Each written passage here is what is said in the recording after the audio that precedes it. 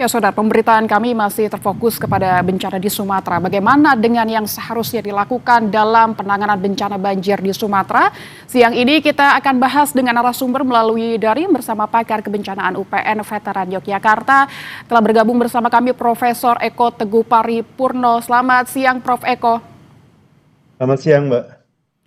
Prof. Eko, jika kita melihat bencana yang terjadi di Sumatera ini, apakah karakter banjir di tiga provinsi ini berbeda-beda? Misalnya di daerah pegunungan Sumbar, perkotaan seperti Medan dan pesisir Aceh misalnya, Prof?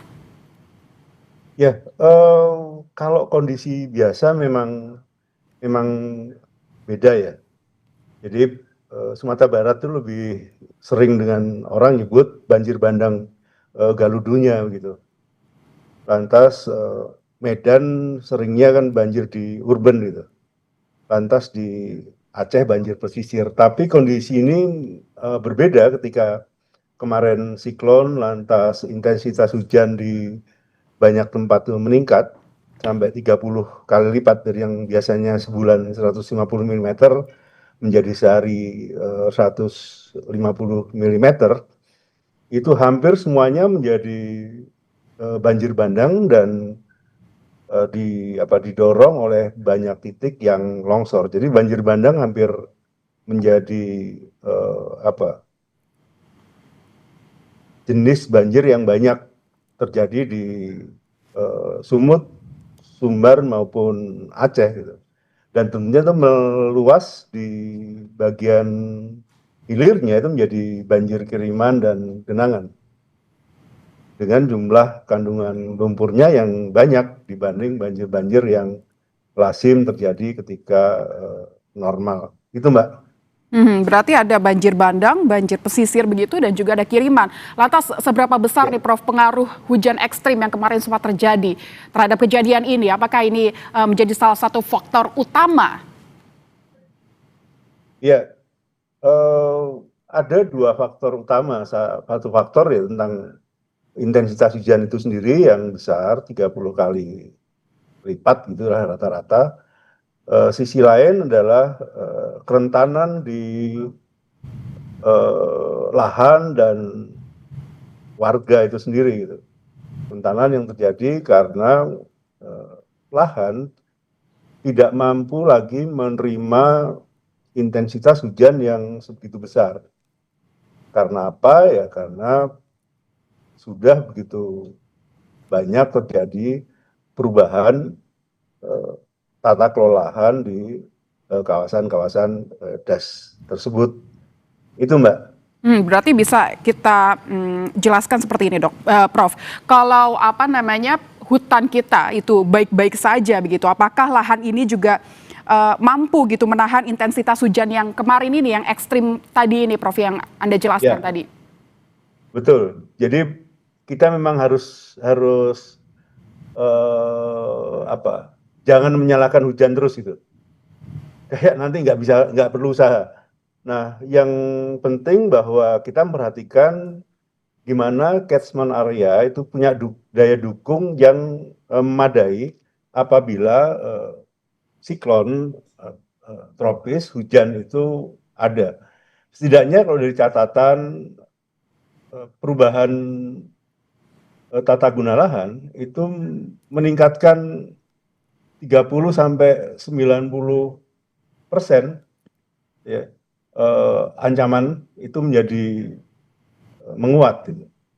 Jadi karena kerentanannya yang tadinya bisa menahan sampai 90% bergeser sampai pada nol pada daerah-daerah bukaan yang merupakan pembalakan yang belum selesai itu. Itu, Mbak. Berarti perubahan tata guna lahan ini yang harus kita garis bawahi, di samping kita melihat cuaca ekstrim yang kemarin terjadi. Namun Prof. Eko, bagaimana Anda menilai respons pemerintah daerah dan pusat sejauh ini?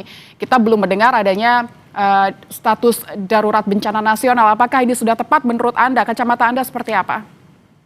Ya, sebenarnya respon yang baik, dukungan pemerintah pusat ke daerah memang tidak harus ada status bencana nasional gitu. Tapi yang penting melihat memang bisa menangani permasalahan yang ada di daerah gitu. Nah, dengan dibuka menjadi nasional, ada keuntungannya adalah terbukanya bantuan internasional yang kemungkinan hadir, tapi tentu ada keburukannya. Seolah-olah menjadi apa betul kita tidak mampu. Pilihannya memang ada dua itu. Tapi yang perlu diperhatikan bahwa kita punya kelemahan dalam hal merespon yang seharusnya bisa direspon sejak siaga darurat ya, dalam kecepatan atau kecepatan yang memadai, lantas menjadi tanggap darurat mulai dari kabupaten sampai provinsi sehingga tidak terjadi salah informasi gitu. Yang terjadi sekarang kan terkesan salah informasi sehingga situasi yang sebenarnya di atas rata-rata itu masih dianggap hal yang biasa. Sehingga ada gagap respon, kira-kira begitu, Mbak. Tapi apakah Anda melihat di level provinsi ini sudah cukup terakomodir, mengingat ada banyak kelompok rentan juga yang harus kita perhatikan, Prof. Eko. Kita melihat ada mungkin orang tua, lansia, ada anak-anak balita yang butuh kecepatan untuk menerima bantuan. Nampaknya pemerintah provinsi belum begitu tanggap begitu, sedangkan pemerintah dari skala nasional belum menjangkau keseluruhan. Karena kita berkejaran dengan waktu. Ini saja sudah sepekan lebih, Prof. Ya. Jadi sebenarnya memang ujung tombaknya itu adalah di pemerintah daerah, di kabupaten gitu. Lantas kalau nggak mampu itu berarti dibantu provinsi. Sebenarnya nasional itu tidak bisa menjadi ujung tombak yang cepat gitu. Jadi justru mari bahu-bahunya adalah bagaimana antar daerah itu bisa saling menolong dan kalau memungkinkan nasional itu mengisi kekosongan. Nah, permasalahannya adalah sekarang apa yang dibutuhkan di tingkat warga, kelompok-kelompok rentan, ya, itu punya gap dengan kecepatan. Jadi, kebutuhan warga itu tidak bisa diimbangi oleh kecepatan penyajian bantuan baik di tingkat kabupaten, provinsi, dan nasional. Itu pula yang di banyak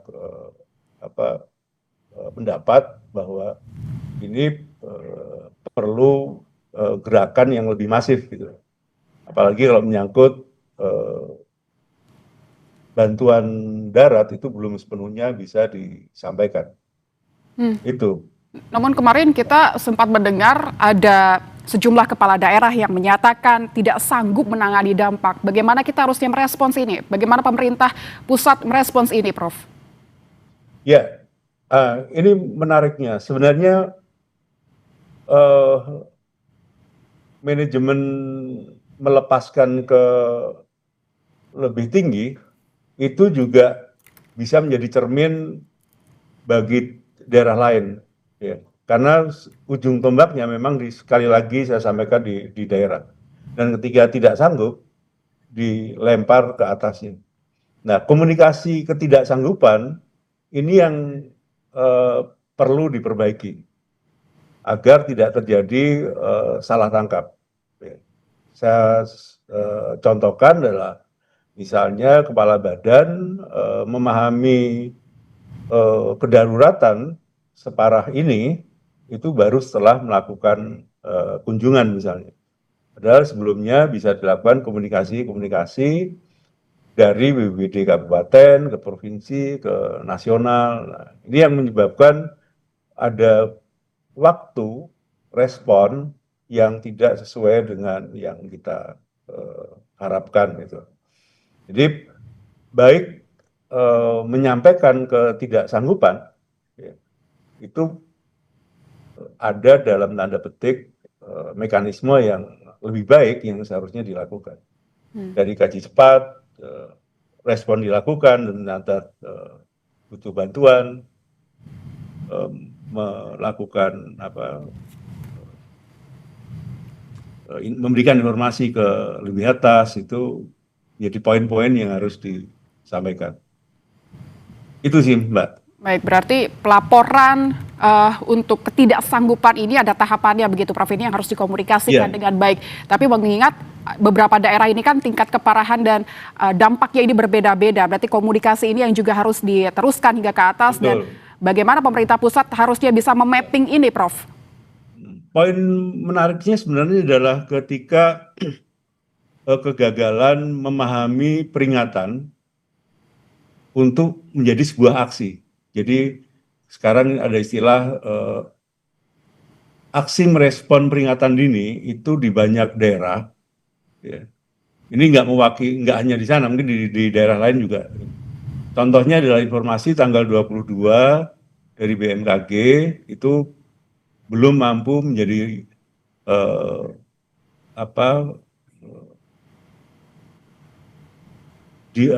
belum mampu menjadi bagian yang dipersiapkan untuk aksi di daerah, sehingga tidak ada atau belum berlaku aksi merespon peringatan di daerah. Dan tiba-tiba misalnya risiko yang hadir itu di luar kuasanya. Nah, kalau tahapan ini dilakukan dengan baik, gitu, itu tentu akan tidak sedahsyat gap responnya seperti sekarang. Tentu ini ada diskusi di sana. Jadi kenapa itu terjadi? Karena itu kalau kita lihat poin 22 Desember warning BMKG itu menjadi penting.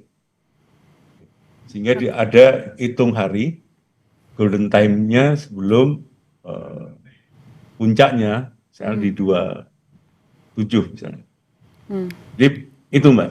Oke, Prof Eko, banyak juga laporan soal rusaknya jembatan, tanggul, dan akses jalan. Seberapa besar kerusakan infrastruktur ini memperlambat upaya penanganan dan harusnya menjadi prioritas apa ini untuk menangani infrastruktur terlebih dahulu?